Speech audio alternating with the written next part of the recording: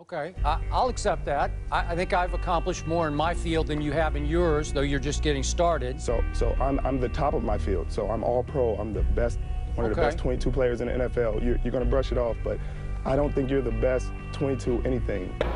I'm just here so I won't get fined. What? Bro, what are you talking about, man? Hey, I'm just here so I won't get fined.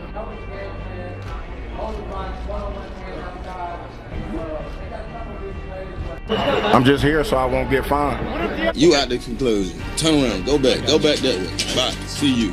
Next question. Just here so I won't get fined. Hey, I read you guys every day. And you know the difference between me reading your papers now and me reading your papers 10 years ago is that now I know when I read it. 10 years ago, I didn't know when I read it. So now I can read your papers. It doesn't bother me because half it's garbage. The only thing that bothers me is the fact that you mislead people outside this locker room when you guys spend more time with us than we damn near spend with ourselves sometimes. I'm here so I won't get fined. You guys can point the finger at him. You can talk about the vacation. And if you do that, it's really unfair.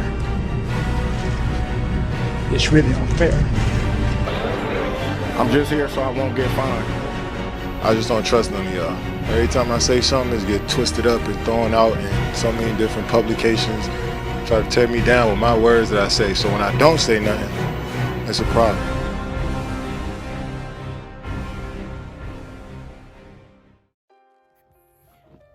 In recent years, the divide between athletes and the media has been getting deeper and deeper. You know, this is nothing new, but it seems to be getting a bit problematic lately.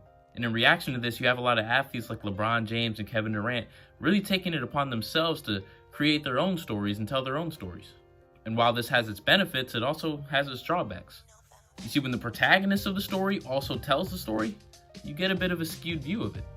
That's why sports media is so necessary to tell the stories of what happens on the field. You have to have an objective party. But that's the real problem here.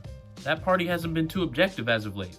There's been a lot of name-calling, narrative-pushing, and efforts to really create someone's own platform while disregarding the athletes. Too many sports journalists are more focused on getting clicks than being right. And to be blunt, it's pissing these athletes off. Now, this is an issue that I can talk about all day, but I'm going to leave you with 3 things that have to change in sports media if we ever want to get this issue rectified. Number 1, when majority of these athletes are black, when they look out into a sea of white reporters, that barrier of distrust is already existing. We have to get more black media into these seats. How can I, as a black athlete, really feel comfortable in that setting, speaking to people that really don't know about, can empathize with, or speak to my experience? Number 2, you gotta know what the hell you're talking about. Too many times, sports journalists get to a period in their career where they're more focused on getting clicks and garnering a platform than they are learning about the game that they're covering. If you're a basketball analyst, you should know how a pick and roll operates. If you're a football analyst, you better know what a cover 3 means. All of these things factor into how the athletes perceive the people that they're talking to. If I, as an athlete, don't feel like you know what you're talking about when you ask me a question or write a story about me, I'm not going to have respect for you, and therefore am not going to want to give you the information that you want from me.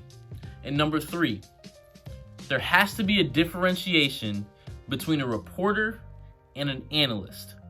A lot of times you'll have these reporters who put out news and then also try to analyze the news they put out. And that can get a little tricky. You see, when a reporter also tries to analyze the news, sometimes that analysis can be perceived as blanket truth. Because that reporter in a lot of contexts is only reporting the things that they know to be true. When you combine reporting things that you know to be fact with trying to give your analysis on certain things that you believe, it can get a bit confusing for both the consumer and the athlete. If an athlete tells you something one day and you put it out as facts the next day, that's fine. But when you start putting things out as speculation, the athlete might perceive that as you trying to pose things as facts when they're really not. There has to be analysts and there have to be reporters, but they cannot be the same person. Like I said, I can talk about this all day, but those are the 3 things that absolutely have to change if sports media is going to be saved. With that said, I think that will do it for this video. Thank you so much for watching.